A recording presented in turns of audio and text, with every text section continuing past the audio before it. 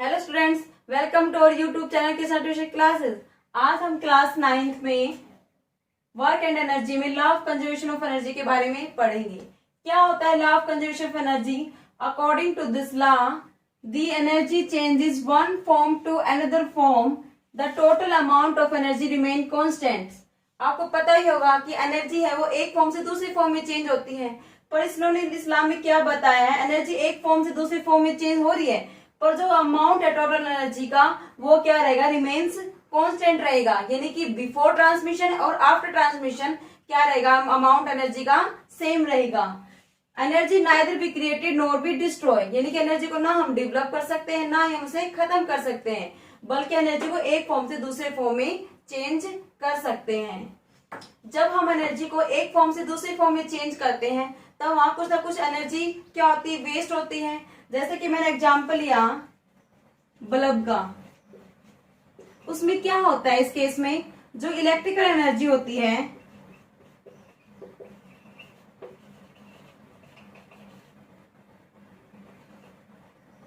वो किस में कन्वर्ट हो जाती है, लाइट में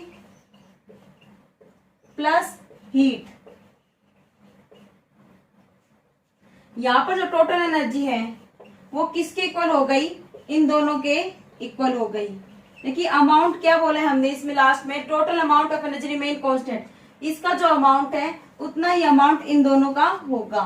यानी यहाँ पर जो हीट है वो वेस्ट फॉर्म में रिलीज हो रही है यहाँ पर। यही होता है law of conservation of energy, यानी कि before transmission and after transmission जो अमाउंट होगा दोनों का वो क्या होगा, इक्वल होगा।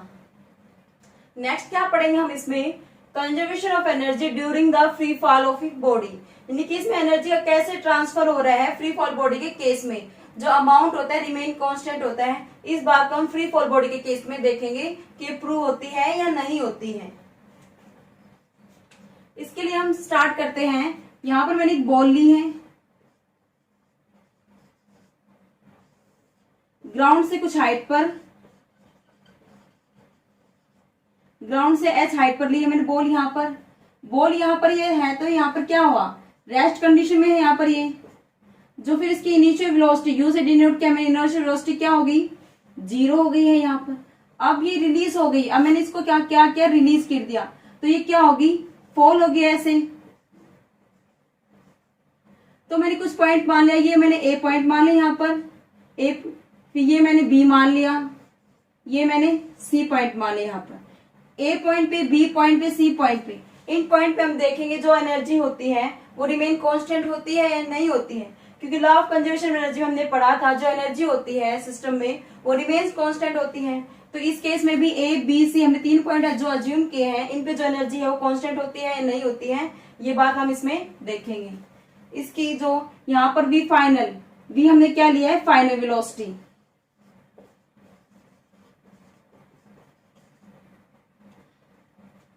ए से बी का जो डिस्टेंस है, डिस्प्लेसमेंट लिया है हमने, वो क्या लिया, एक्स लिया है। ये फिर बी से सी का क्या हो गया, एच माइनस में एक्स हो गया है। स्टार्ट करते हैं। जो हमने बॉल ली है इसका मास हमने क्या लिया है, एम अज्यूम किया है। ए पॉइंट के लिए निकाले हैं टोटल एनर्जी हम।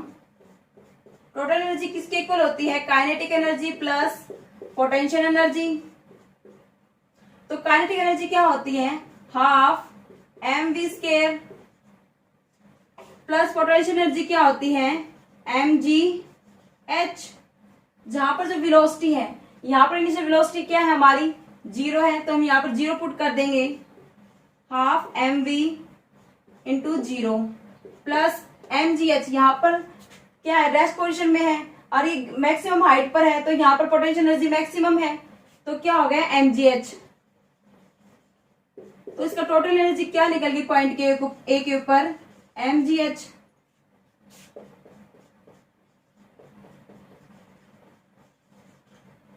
अब हम बी पॉइंट पे फाइंड आउट करेंगे टोटल एनर्जी। वो किसके इक्वल होती है, kinetic energy plus potential energy. Kinetic energy क्या है यहाँ पर, half m v square plus potential energy क्या लेंगे, एम जी। हाइट क्या लेंगे, h माइनस में x, क्योंकि ग्राउंड से ली जाती है ना हाइट, इसलिए। यहां पर जो वेलोसिटी है, जब बॉडी ऐसे फॉल होगी तो क्या होगा, उसकी जो वेलोसिटी वो इंक्रीज होगी। तो फिर हम वेलोसिटी मोशन ऑफ इक्वेशन से फाइंड आउट करेंगे।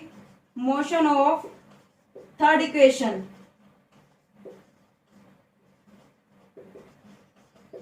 क्या होती है, v square minus u square is equal to 2as। तो v क्या है हमारे पास, फाइनल वेलोसिटी, तो v square as it is. u क्या है हमारे पास, इनिशियल वेलोसिटी, इनिशियल वेलोसिटी क्या है हमारे पास 0 इज इक्वल टू 2 का 2।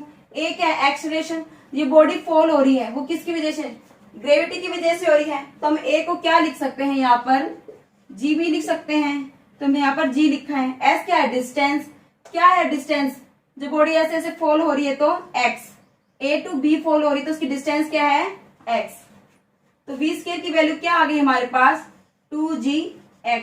अब ये वैल्यू हम इस इक्वेशन में पुट कर देंगे, क्या मिला हमें, हाफ m v स्केयर की 2gx प्लस mgh माइनस में mgx।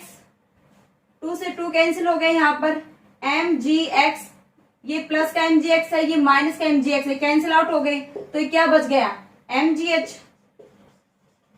तो बी पॉइंट पे भी हमारे पास टोटल एनर्जी क्या आ गई, mgh। अब हम सी पॉइंट पे निकालेंगे, इसकी टोटल एनर्जी निकालेंगे। पॉइंट सी के ऊपर कितनी होगी, टोटल एनर्जी किसकी इक्वल होती है, kinetic energy plus potential energy की इक्वल होती है। Kinetic energy plus potential energy is equal to kinetic energy क्या होती है, हाफ mv स्केयर, पोटेंशियल एनर्जी क्या होती है, mgh। यहाँ पर वेलोसिटी हम फाइंड आउट करेंगे, क्या होगी, half m v find out करेंगे कैसे, मोशन ऑफ थर्ड इक्वेशन का यूज करके। मोशन ऑफ थर्ड इक्वेशन क्या होती है, v square minus u square is equal to 2as। v क्या है, फाइनल वेलोसिटी, वो हमारे पास एज इट इज रहेगी। u क्या है हमारे पास, इनिशियल वेलोसिटी, इनिशियल वेलोसिटी हमारे पास क्या है 0 इज इक्वल टू 2। a को हम क्या लिख सकते हैं, g भी लिख सकते हैं। s क्या है, डिस्टेंस, कि a से लेके c तक का जो डिस्टेंस है वो कितनी है, h है, तो हमने क्या मान लिया यहाँ पर h।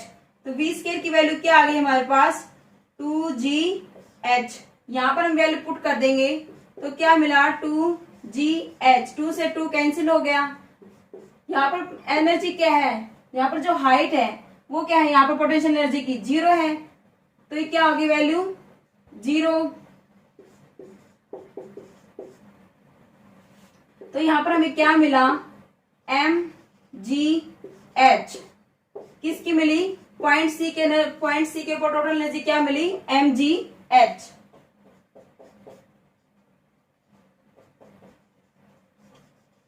हमने देखा कि टोटल एनर्जी होती है वो हर एक पॉइंट पे क्या है, कांस्टेंट है। यही लॉ ऑफ कंजर्वेशन पे हमने, law of conservation of energy में हमने पढ़ा था, जो एनर्जी होती है वो रिमेन कांस्टेंट होती है एवरी पॉइंट के ऊपर। यदि ये पॉइंट हमने यहाँ ज्यूम किए हैं, यदि ये बी पॉइंट मैंने यहाँ ज्यूम कर लेती तभी भी इसकी एनर्जी यहाँ सेम मिलती, mgh मिलती। यदि यहाँ ज्यूम कर लेती तभी भी mgh मिलती, लेकिन हर एक पॉइंट पे जो एनर्जी वो क्या होगी, सेम मिलेगी। नेक्स्ट क्या पढ़ेंगे हम इसमें, conservation of energy in a simple pendulum. Simple pendulum case में जो कंजर्वेशन ऑफ एनर्जी है वो हर एक पॉइंट पे क्या होती है, सेम होती है, ये हम देखेंगे। यहाँ पर मैंने एक मेटल बॉल ली है, जहां पर ए बी सी के मैंने 3 पॉइंट एज्यूम किए हैं। रिजिड स्पॉट के थ्रू मैंने थ्रेड से इसको बॉल को अटैच किया हुआ है। यहाँ पर पहले बॉल क्या थी, यहाँ पर थी, पहले रेस्ट पोजीशन पे थी, अब मैंने इसे स्ट्रेच करके बी पोजीशन पे लेके आई। हाइट के फैक्टर की वजह से यहाँ पर क्या आ गई, पोटेंशियल एनर्जी। पर काइनेटिक एनर्जी क्या होगी, यहाँ पर 0 है, यहाँ पर मैक्सिमम क्या है, पोटेंशियल एनर्जी। अब ये बॉल को मैंने यहाँ से रिलीज कर दिया तो ये क्या हो गई, मूव करने लगी, यहाँ पर ए पोजीशन पे आ गई मूव करके। तो फिर क्या, जो पोटेंशियल एनर्जी थी, पोटेंशियल एनर्जी वो क्या हो गई, डिक्रीज हो गई, और जो काइनेटिक एनर्जी थी वो क्या हो गई, इंक्रीज हो गई। इस केस में यहाँ पर पहुंचते पहुंचते जो पोटेंशियल एनर्जी यानी कि जो काइनेटिक एनर्जी वो क्या हो गई, मैक्सिमम, और पोटेंशियल एनर्जी थी वो क्या हो गई, यहाँ पर 0 हो गई। और इस केस में जो काइनेटिक एनर्जी थी वो क्या हो गई थी, जीरो, क्योंकि बॉडी यहाँ पर रेस्ट में थी, मूव नहीं कर रही थी। जब मेटल बॉल ए से सी की तरफ जाएगी तब क्या होगा, इसमें काइनेटिक एनर्जी वो क्या हो जाएगी, डिक्रीज, और पोटेंशियल एनर्जी वो क्या हो जाएगी, इंक्रीज हो जाएगी इसमें। और मैक्सिमम हाइट पर जाके यहाँ पर क्या हो जाएगी, काइनेटिक एनर्जी क्या हो जाएगी, जीरो हो जाएगी, और पोटेंशियल एनर्जी क्या हो जाएगी, मैक्सिमम हो जाएगी। यानी कि बी और सी दोनों पॉइंट पे क्या होगी, पोटेंशियल एनर्जी मैक्सिमम होगी। ए के ऊपर जो है काइनेटिक एनर्जी वो क्या रहेगी, मैक्सिमम रहेगी। यहाँ पर हमने देखा जब बॉडी बी से, मेटल बॉल है वो बी से ए की तरफ आ रही है तो यहाँ पर कुछ इंक्रीज हो रहा है, डिक्रीज हो रहा है। जब ए से सी की तरफ आ रही है तो यहाँ भी कभी कुछ इंक्रीज हो रहा है, डिक्रीज हो रहा है। यहाँ पर पोटेंशियल काइनेटिक एनर्जी वो इंक्रीज हो रही है तो यहाँ पर क्या हो रही है, डिक्रीज हो रही है। यहाँ पर पोटेंशियल एनर्जी क्या हो रही है, डिक्रीज हो रही है, तो यहाँ पर इंक्रीज हो रही है। इससे हमें समझ में आता है जो हर एक पॉइंट पे जो एनर्जी है वो क्या होगी, सेम होगी, क्योंकि जहां डिक्रीज हो रहा है तो वहां इंक्रीज हो रहा है, और जहां इंक्रीज हो रहा है वहां डिक्रीज हो रहा है। देखिए रिवर्स काम हो रहा है यहाँ पर। इसलिए हमें समझ में आता है यहाँ से जो टोटल एनर्जी होती है वो हर एक पॉइंट पे क्या होगी, इक्वल होगी, क्योंकि ये इंक्रीज हो रही है तो यहाँ पर ये डिक्रीज हो रही है। लेकिन यहाँ पर इन दोनों का सम क्या होगा, इक्वल होगा। यही हमने पढ़ा था लॉ ऑफ कंजर्वेशन में, जो एनर्जी होती है एवरी पॉइंट पे वो क्या आती है, रिमेन कांस्टेंट होती है। सिंपल पेंडुलम केस में हमने यही देखा है। आज की वीडियो में हम इतना ही पढ़ेंगे। Thank you so much. यदि आपको मेरी वीडियो पसंद आए तो ज्यादा से ज्यादा लाइक एंड सब्सक्राइब करें।